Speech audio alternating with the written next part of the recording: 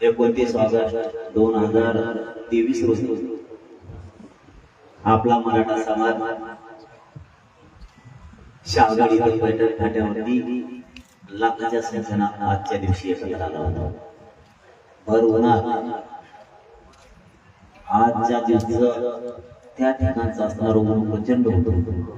त्या तळपत्या उन्हात मराठा समाजाचे प्रश्न राज्यातले सुटावेत म्हणून कडक उन्हात त्या हायवेवरती बसून होता. एकही माणूस त्या ठिकाणाहून हलत नव्हता.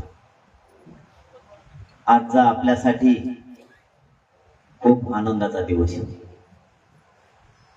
एवढ्यासाठी फक्त आपला समाज एकत्र येत नव्हता. आपल्या समाजाला नाव ठेवलं जायचं.